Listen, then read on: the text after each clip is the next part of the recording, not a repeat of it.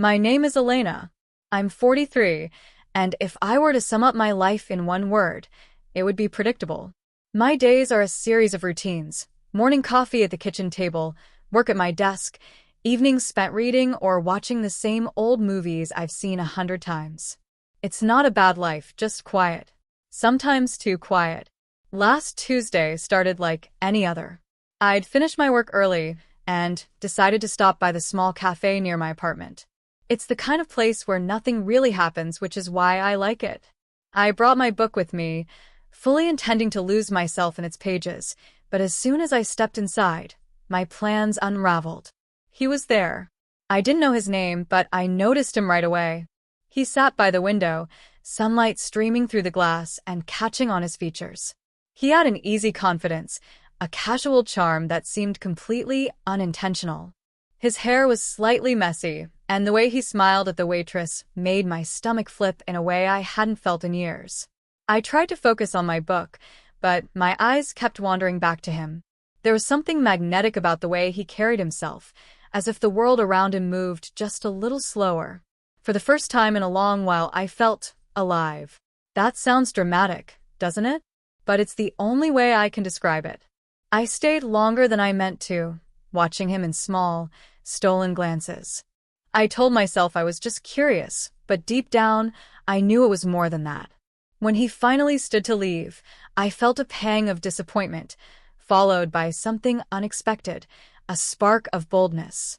Before I could think it through, I followed him. Not closely, just enough to keep him in sight. He walked with purpose, stopping briefly to buy a newspaper at the corner stand before continuing down the street. I told myself I'd turn back any moment, but I didn't. For the next 3 days, I found myself returning to that cafe, hoping to see him again. Each time, I watched him from a distance, noting the little things, how he always ordered the same drink, how he smiled at everyone he spoke to, how his presence seemed to brighten the room. I didn't know what I was looking for, or why I couldn't stop thinking about him. All I knew was that something had shifted in me, and I wasn't ready to let it go. By the third day, my curiosity had turned into something deeper. I couldn't quite name it. Obsession felt too strong, but it was close. I wasn't sure what I was expecting to find, watching him from a distance like this. Perhaps it was an excuse to feel something, anything, beyond the monotony of my life. That afternoon, I arrived at the cafe earlier than usual and chose a table by the corner, far enough to observe without being obvious. To my relief, and perhaps a touch of delight, he arrived shortly after, settling into his usual spot by the window. For the first time, something was different. His eyes lingered on me longer than necessary when he walked in. Not long enough to be certain, but just enough to make me wonder. I tried to brush it off as a coincidence, telling myself I was reading too much into it. But then it happened again. As I pretended to scroll through my phone, I caught his gaze drifting my way, this time accompanied by a faint smile. It wasn't the kind of smile you give a stranger in passing. It was softer, more deliberate, like he was acknowledging something we both felt but hadn't spoken. My heart skipped a beat, and I quickly looked away, my face flushing with a warmth I hadn't felt in years. From then on, everything felt faded. The subtle glances, the way he seemed to pause just a moment longer before leaving, as though waiting for me to say something. And yet I couldn't. Fear held me back. Fear of misunderstanding, fear of rejection, fear of what this all meant for someone like me. Still, I couldn't shake the feeling that he saw me. Not just in passing, but truly saw me. It was in the way his eyes searched for mine as he walked by, the way his smile softened whenever our gazes met. I wasn't imagining it anymore. He noticed me too. I stayed until he left that day, pretending to read but unable to focus on a single sentence. As he stood to leave, he hesitated at the door, glancing back one last time. Our eyes met, and in that fleeting moment, the air between us felt electric, as though the universe itself had conspired to draw us together. When he disappeared down the street, I sat frozen in place, my mind racing. He had noticed me. There was no denying it now. But what was I supposed to do? This wasn't a movie where fate tied everything neatly together. Or maybe it was. For the first time in years, I felt a pull stronger than my fears, a whisper urging me forward. Whatever this connection was, it was real, and it was waiting for me to take the next step. The next day, I woke up with a sense of determination that felt entirely foreign to me. For 3 days, I had watched and waited, hesitating on the edge of action. But now I knew what I had to do. If this connection was real, if those glances and smiles meant something, then I couldn't let fear hold me back any longer. I arrived at the cafe earlier than usual, my nerves a tangled mess. My hands shook as I sipped my tea, rehearsing the words I would say. Would he think I was foolish? Desperate? Or worse, what if I'd misread everything? When he finally arrived, my breath caught in my throat. He was wearing the same casual confidence as always, his presence filling the space like it belonged to him. He glanced my way almost immediately, his lips curving into that soft, knowing smile. This time, I smiled back. He paused just for a moment, and I thought he might come over. But instead, he took his usual seat by the window, his movements unhurried, as if he had all the time in the world. I told myself this was my chance, that I couldn't let it slip away. Summoning every ounce of courage I had, I stood up and crossed the room. The sound of my heels clicking against the floor felt impossibly loud, but I kept going. When I reached his table, he looked up, his surprise quickly replaced by something else, something warm and inviting. "Hi," I said, my voice trembling slightly. "I'm Elena." He smiled wider, and it felt like the sun breaking through clouds. "Hi, Elena. I'm Daniel." The conversation that followed was easy, effortless. He was charming but not overbearing, his tone gentle and curious. We talked about books, music, the weather, anything and everything that didn't require vulnerability. But beneath the surface, there was an unspoken understanding, a quiet connection that words couldn't capture. After what felt like both an eternity and a single breath, I found myself saying the words I never thought I'd have the courage to say. "Would you like to come over for dinner sometime?" The moment the words left my mouth, panic set in. What was I thinking? I barely knew him. What if he said no? What if he thought I was ridiculous? But then he smiled, that same soft, disarming smile, and nodded. I'd like that. Relief and exhilaration washed over me in equal measure. We exchanged numbers, and I left the cafe feeling lighter than I had in years. That evening, I couldn't stop smiling as I planned the dinner, imagining what it would be like to have him in my home, to share a part of my world with him. I didn't know what would happen next, but for the first time in a long time, I wasn't afraid of the unknown. I was ready to take the leap, to let this connection unfold in whatever way it was meant to. And that thought, more than anything, filled me with a quiet, undeniable joy. The night of our dinner arrived, and my nerves were at an all-time high. I had spent the entire day cleaning, cooking, and second-guessing myself. Did the flowers on the table seem too formal? Was the playlist I'd chosen too sentimental? Was I reading too much into all of this? But when the doorbell rang, all those thoughts scattered, replaced by a rush of anticipation. I took a deep breath and opened the door. There he was, Daniel, holding a bottle of wine and wearing a warm smile that instantly put me at ease. "You look beautiful," he said softly, his eyes lingering on me just long enough to make my cheeks flush. "Thank you," I managed, stepping aside to let him in. The evening unfolded like a dream. We ate, talked, and laughed, the conversation flowing as naturally as it had in the cafe.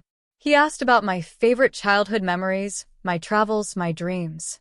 No one had asked me those kinds of questions in years, and the way he listened, really listened, made me feel seen in a way I hadn't realized I was missing. As the night wore on, the atmosphere shifted. The space between us seemed to shrink, the air growing warmer and more charged. When I stood to clear the dishes, he reached out, his hand brushing mine. "Elena," he said, his voice low and steady. "You don't have to keep pretending you're not nervous." I froze, then laughed softly, shaking my head. Was it that obvious? "A little," he admitted with a smile. "But I'm nervous too." That confession disarmed me completely. For the first time, I allowed myself to relax, to let go of the doubts and fears that had been holding me back. When I sat back down, he reached for my hand, his touch warm and reassuring. "I haven't been able to stop thinking about you since the first time I saw you," he said, his eyes searching mine. My heart raced at his words, but before I could respond, he leaned in, his lips brushing mine in a kiss that was as tender as it was electrifying. The rest of the night unfolded in a way I can only describe as transformative. The connection between us wasn't just physical, it was emotional, soulful. He made me feel beautiful, desired, and alive in a way I hadn't felt in years. When the world finally quieted and we lay side by side, I found myself tracing the lines of his face, marveling at the sheer improbability of this moment. I had taken a risk, stepped out of my comfort zone, and in return, I had found something extraordinary. As I drifted asleep, his arm wrapped around me, I realized that this was more than just a fleeting romance. It was a reminder that life still had surprises to offer, that it was never too late to feel alive, to be seen, and to open your heart to the unexpected. The next morning, sunlight poured through the curtains, casting a golden glow over the room. I lay there for a moment, watching him as he slept, his features softened in the morning light. It felt surreal, like I was caught in a moment I didn't want to end. When he stirred awake, his sleepy smile sent a warmth through me that I couldn't quite explain.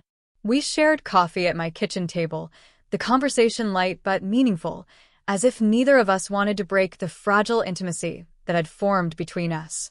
But as the day wore on, the doubts started creeping back. What now? Was this just a fleeting encounter for him? Or could it be something more?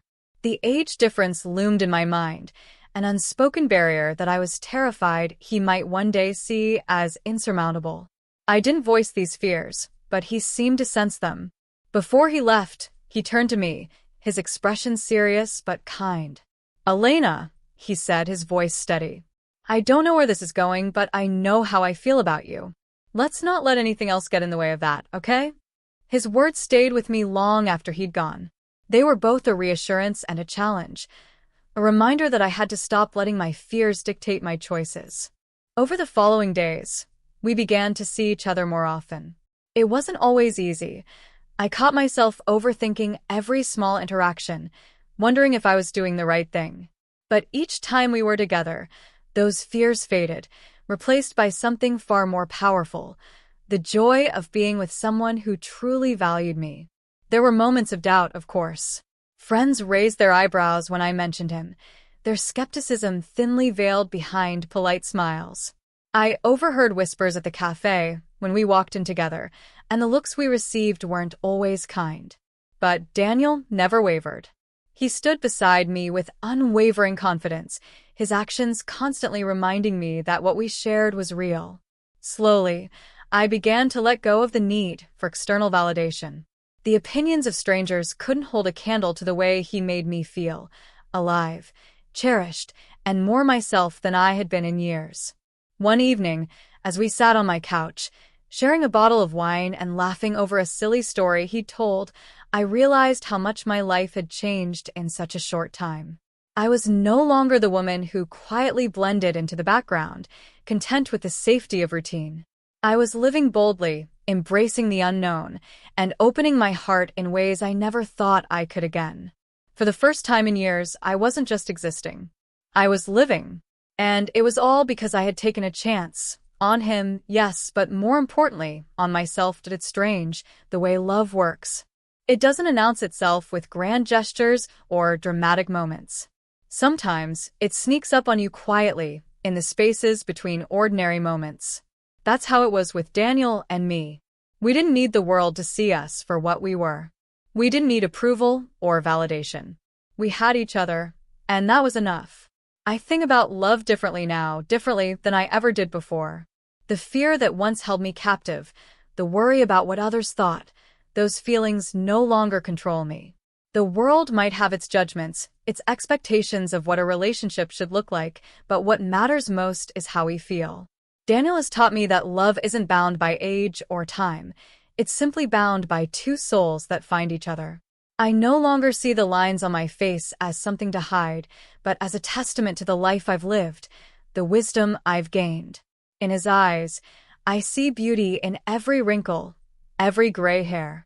He reminds me every day that I am worthy of love, not in spite of my age, but because of everything I've experienced.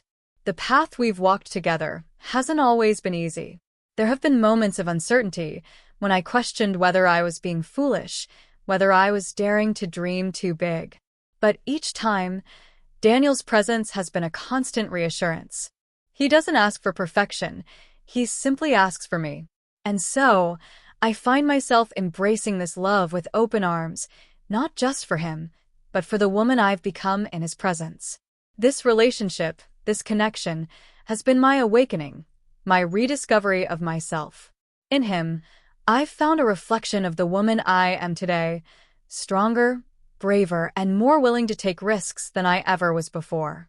In the quiet moments, when the world fades away, I find myself marveling at the journey that brought us together. What seemed impossible at first, this connection, this love, is now the center of my life.